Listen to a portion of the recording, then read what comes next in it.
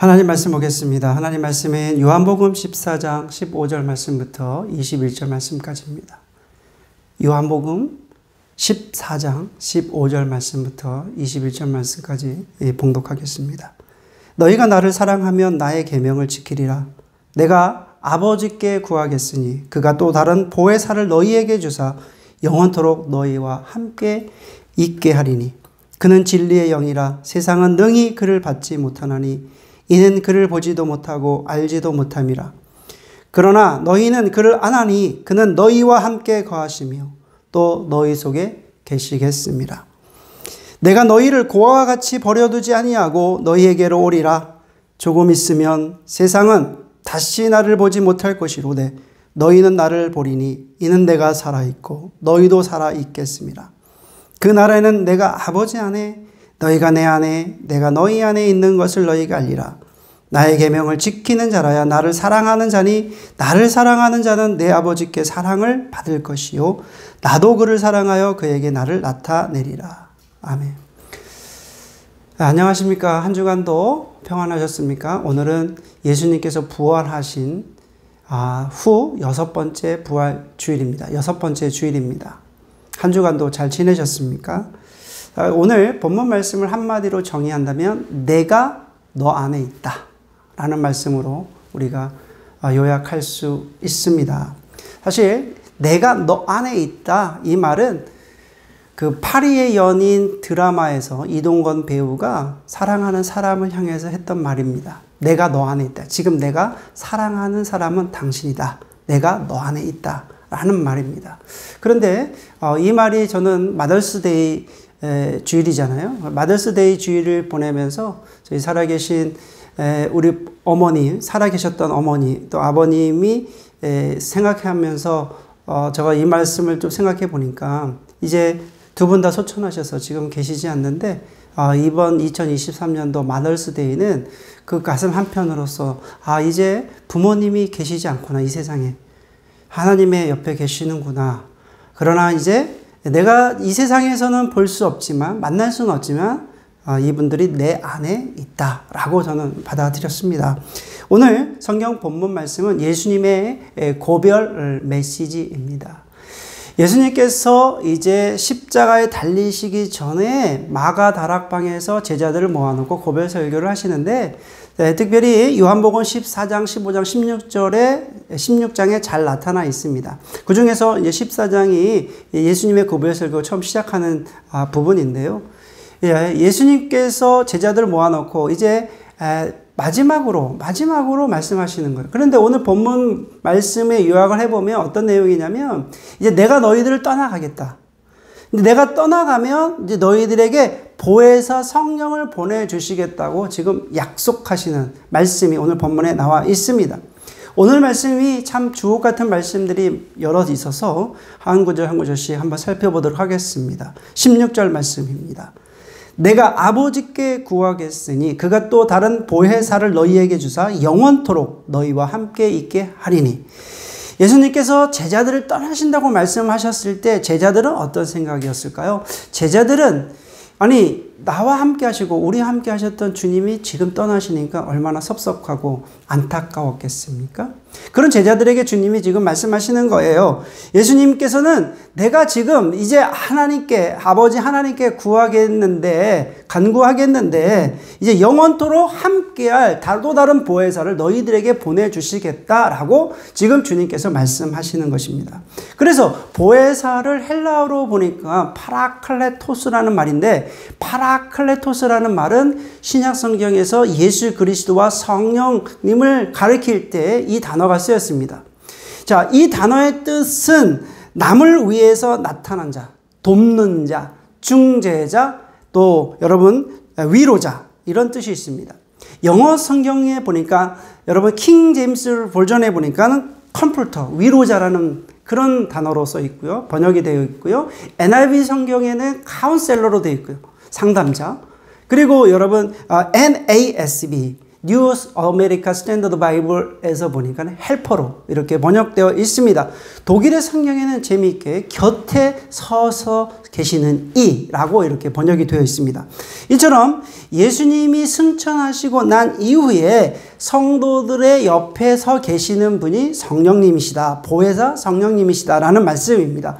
성령님은 돕는 자로 서 계시고요. 성령님은 중보자로 서 계시고 중재자로 서 계시고 성령님은 상담자로 서 계십니다. 그러므로 예수님을 믿는 자들 옆에 서 계신 분이 성령 하나님이십니다. 그러므로 성령님에 의해서 인도하심을 받는 성도들이 실패할 인생이 되지 않겠죠. 왜냐하면 성령님은 위로자가 되시고 상담자가 되시고 중재자, 충보자, 또 돕는 자가 되시기 때문에 예수님이 옆에 서 계시는데 우리가 실패할 수 있겠습니까? 전혀 그렇지 않습니다. 자, 그렇다면 구체적으로 보혜사 성령님은 어떤 분이신가? 첫째는 보혜사 성령님은 진리의 영이십니다. 17절 말씀입니다. 그는 진리의 영이라 세상은 능히 그를 받지 못하나니 이는 그를 보지도 못하고 알지도 못함이라. 그러나 너희는 그를 아나니 그는 너희와 함께 거하시며 또 너희 속에 계시겠습니다. 여러분, 진리의 영은 성령님의 본질입니다. 성령님은 우리가 한마디로 이야기했을 때 어떤 분이십니까? 라고 얘기했을 때 본질 자체는 진리의 영이십니다. 예수님께서 말씀하신 보혜사 성령님이라는 말씀을 우리가 한마디로 얘기하면 진리의 영이신데 대표적인 사역의 본질이 진리입니다. 진리. 그래서 성령님은 진리의 하나님과 함께 서 계셨고 또 성도인 우리를 진리 가운데로 인도하시는 분이 성령 하나님이십니다. 여러분, 세상에서 활동하는 영을 크게 두 가지로 우리가 구분짓습니다. 첫째는 진리의 영이신 성령님이십니다. 그래서 성령님은 그리스도를 증거하십니다. 요한복음 15장 26절 말씀입니다. 내가 아버지께로부터 너희에게 보낼 보혜사 곧 아버지께로부터 나오시는 진리의 성령이 오실 때 그가 나를 증언하실 것이요. 여러분, 성령님께서 하시는 사역, 대표적인 사역은 진리이신 예수 그리스도의 말씀을 증언하시고 그 말씀을 생각나게 해주시는 분이 성령님의 대표적인 사역입니다. 그래서 성도를 진리 가운데로 인도해 주십니다. 그래서 우리가 하나님의 말씀을 매일 묵상을 하고 또 그 말씀을 우리가 놓고 기도하면 진리의 영이신 성령님께서 오셔서 우리의 마음을 열어서 그 말씀을 깨닫게 해주시는 분이 성령 하나님이십니다. 제가 사람들과 대화를 할 때, 같이 대화를 할 때 특히 진리의 성령님께서 도와주십니다. 제가 한국에 방문했었을 때 어떤 한 집사님을 만났습니다. 그런데 이 집사님은 어렸을 때 힘들게 자라온 것 같습니다. 그래서 그 어려운 이야기를 하면서 또 같이 이야기를 하다가 그 당시에 이제 시간이 없어가지고 제가 신앙에 대해서 몇 가지 이렇게 이야기를 했는데 그 말에 대해서 이 집사님이 저는 잘 말했다고 생각을 했는데 나중에 듣고 보니까 집사님이 그 말에 대해서 약간 오해해서 들으신 것 같더라고요. 그래서 그 부분을 좀 풀어줘야 되겠다. 그런데 사람이 오해를 했을 때 그것을 다시 그 말을 하기는 굉장히 어렵잖아요. 그래서 성령 하나님께 기도했어요. 성령님 도와주세요. 진리의 영으로 오셔서 또 하나님 말씀을 좀 생각나게 해주시고 또 오해했던 부분을 이해할 수 있도록 마음을 열어주십시오. 이렇게 기도하면서 그 집사님을 그 다음날 만났습니다. 만나서 이야기를 하다 보니까 오해된 부분들이 분명히 있더라고요. 그런데 너무 신기한 거는 그런 부분들을 이야기할 때마다 그 집사님이 이야기할 때마다 진리의 성령님께서 하나님의 말씀을 생각나게 해주시더라고요. 그래서 생각나게 해주시는 말씀을 하나하나 조목조목 얘기를 하다 보니까는 어느 순간인가 약 한 2시간 정도 이야기를 하면서 모든 문제가 해결되는 것을 보았습니다. 진리의 성령님께서 오시면 그렇습니다. 생각나게 해주시는 거예요. 깨닫게 해주시는 거예요. 마음을 열어주시는 거예요. 그래서 진리의 영이십니다. 세상에는 진리의 영이 있는데 또 반면에는 어떤 영이 있냐면 미혹의 영이 사단의 영이 있습니다. 자, 요한일서 4장 6절 말씀해 보니까 우리는 하나님께 속하였으니 하나님을 아는 자는 우리의 말을 듣고 하나님께 속하지 아니한 자는 우리의 말을 듣지 아니하나니 진리의 영과 미혹의 영을 이로써 아느니라. 자, 이 말씀은 어떤 말씀입니까? 하나님을 아는 자는 하나님의 말씀을, 우리가 그리스도의 말씀을 진리로 깨닫게 되잖아요. 그런데 하나님을 알지 못하면 결국에는 어떻게 진리의 말씀을 듣지 않고 미혹하게 된다. 미혹의 영이다. 이렇게 미혹하게 된다는 말씀을 드리잖아요. 미혹의 영은 거짓 선지자 속에서 역사합니다. 요한일서 4장 1절 말씀에 사랑하는 자들아 영을 다 믿지 말고 오직 영들이 하나님께 속하였나 분별하라. 많은 거짓 선지자들이 세상에 나왔습니다. 여러분, 한국에 보니까요, 500여 개의 이단이 있대요. 엄청 많죠. 그리고 여러분, 이들이 자칭 하나님이라고 주장하는 사람들이 20여 명이 있고요. 또 자칭 메시아고 재림주라고 주장하는 사람들이 약 50여 명이 있다고 그렇습니다. 이단들이 도대체 얼마나 많은가, 이렇게 인구 분포상으로 보니까는 약 한 150만 명에서 200만 명 정도가 있다고 그래요. 여러분, 2022년도 기독교 공식적인 통계에 의하면 약 한 750만 명이라고 그럽니다. 많이 줄었죠. 한 1200만 명이 된다, 1000만 명이 된다 그러는데, 지금 2022년도 공식적인 통계를 보니까는 약 한 750만 명이에요. 거기에다가 여러분 150만 명에 200만 명을 빼면은 결국 기독교인들은 사실은 이제 500, 600만 명 정도밖에 되지 않는다는 거죠. 여러분, 미혹의 영을 받는 사람들은 예수님의 신성과 인성을 다 인정하지 않습니다. 성경 말씀 요한일서 4장 2절 말씀에 이렇게 기록되어 있습니다. 이로써 너희가 하나님의 영을 알지니 곧 예수 그리스도께서 육체로 오신 것을 시인하는 영마다 하나님께 속한 것이요. 3절 예수를 시인하지 아니하는 영마다 하나님께 속한 것이 아니니 이것은 곧 적그리스도의 영이니라. 오리라 한 말을 너희가 들었거냐? 지금 벌써 세상에 있느니라 라고 말씀합니다.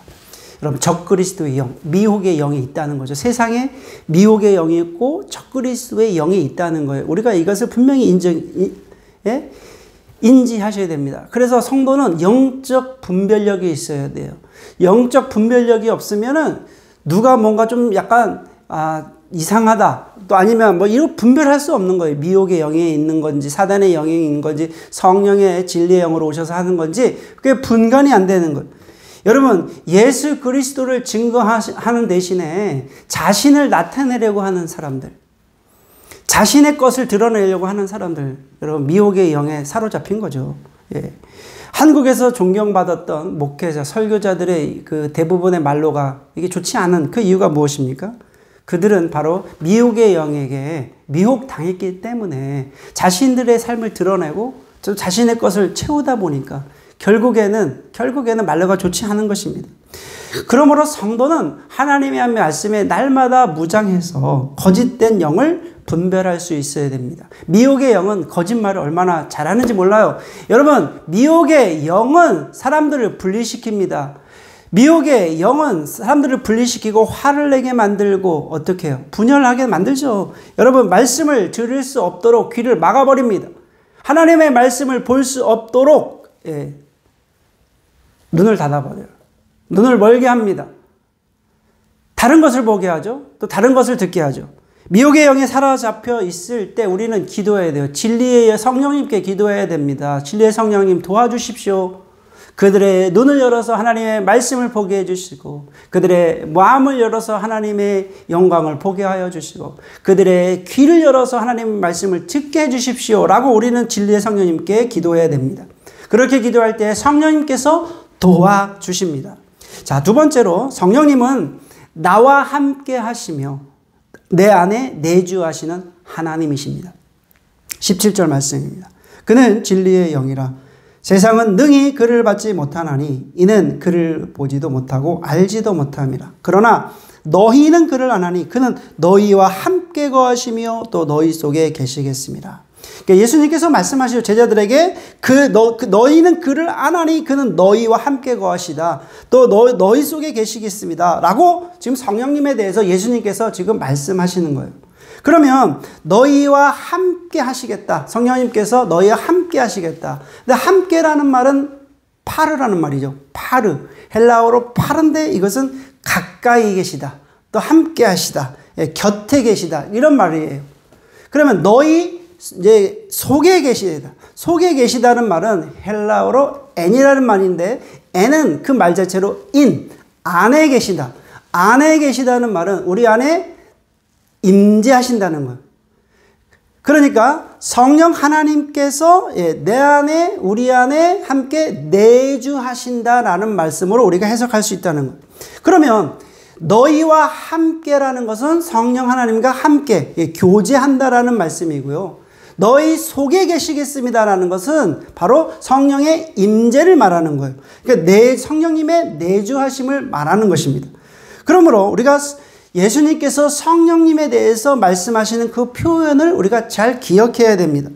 예수님은 성령님과 함께, 더 나아가서 성령님 어떤 내 속에 내주하심으로 그렇게 표현하고 있다는 거예요.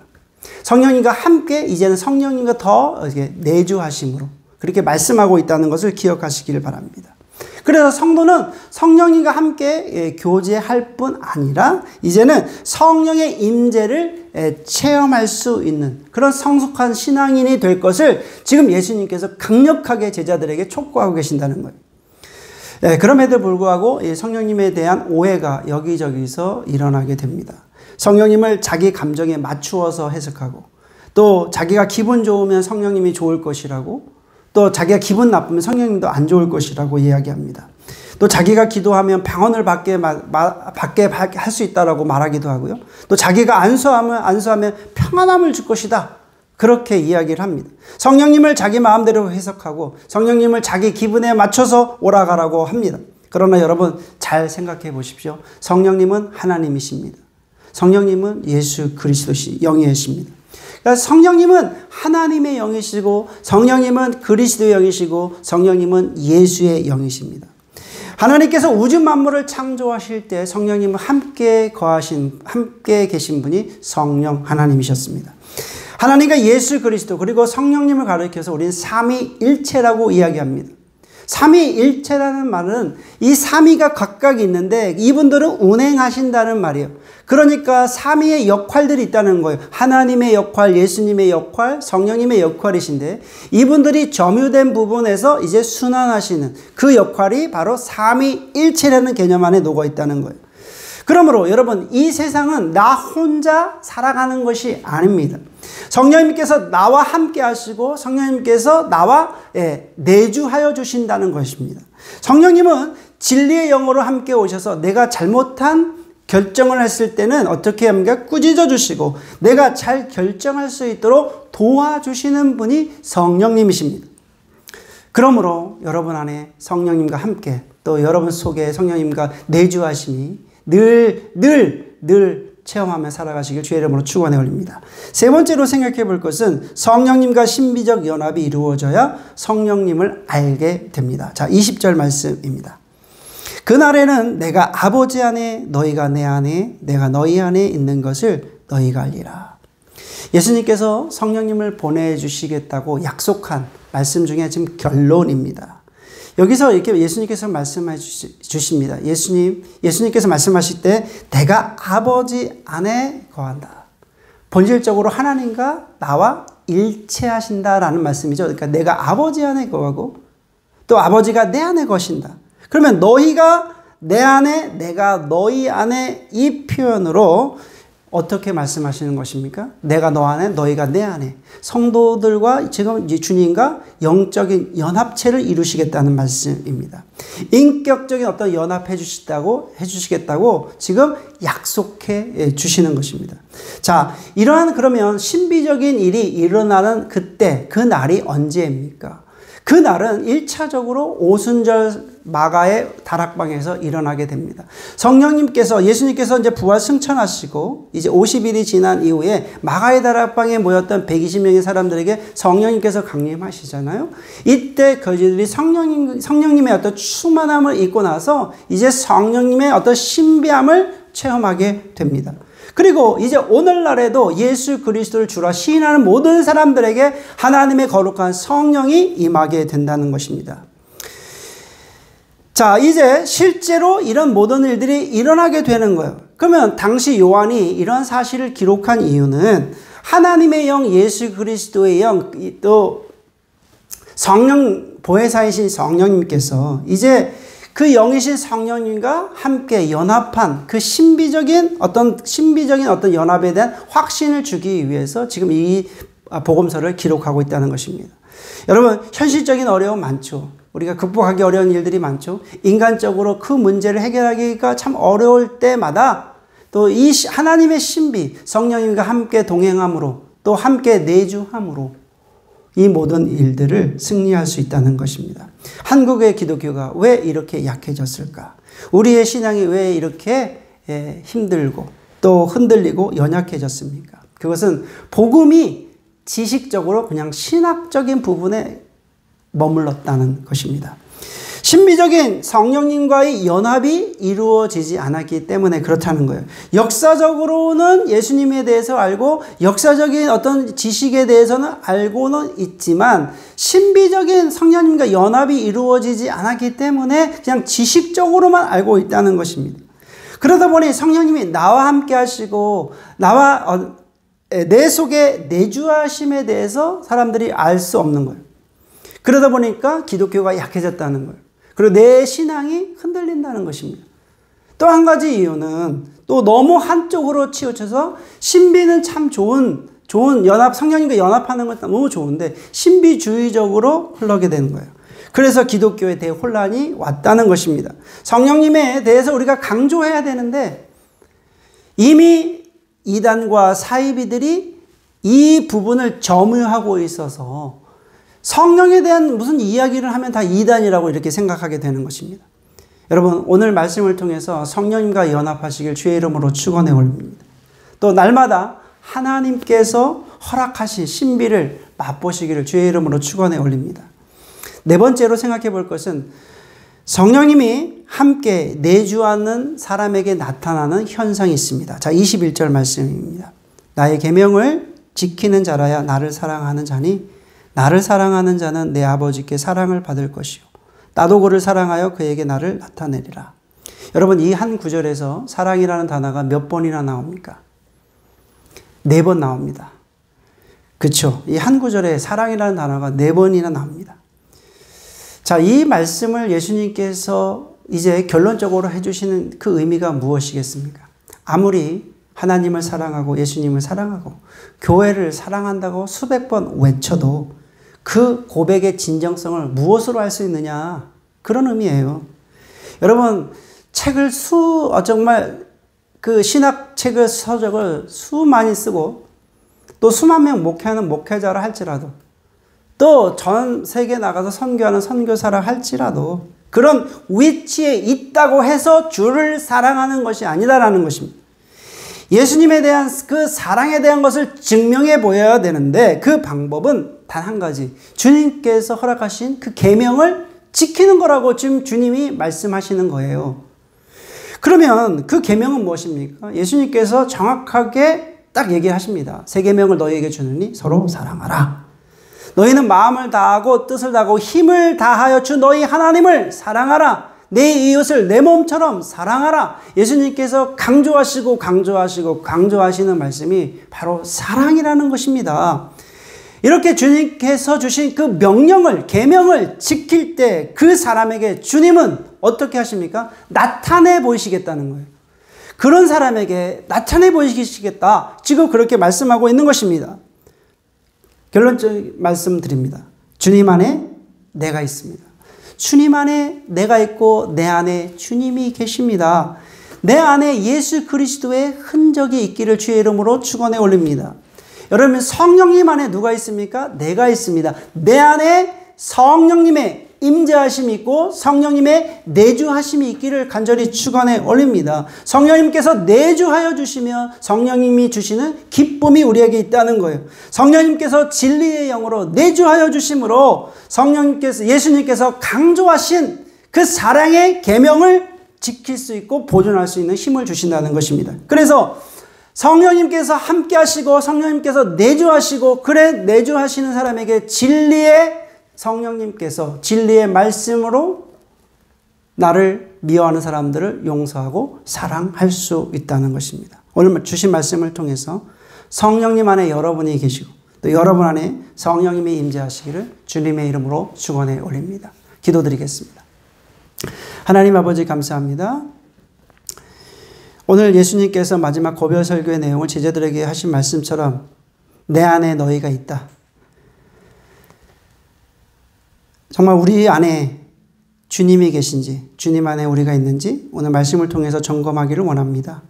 보혜사 성령님께서 도와주셔서 진리의 영으로 오셔서 진리의 말씀을 분별하게 하여 주시고 진리의 영을 분별하게 하여 주옵소서. 미혹의 영에 끌리지 않게 하시고 오직 하나님의 거룩한 성령님의 도우심으로 우리가 살아가는 삶의 자리가 정말로 참 기쁨이 넘치게 하여 주시고 날마다 성령님과 함께 동행하게 하여 주시고 내 속에 내주하여 주심으로 정말로 하나님의 영광을 위해 살아가는 하나님의 거룩한 성도가 되게 하여 주시옵소서. 감사드리며 예수님의 이름으로 기도드립니다. 아멘.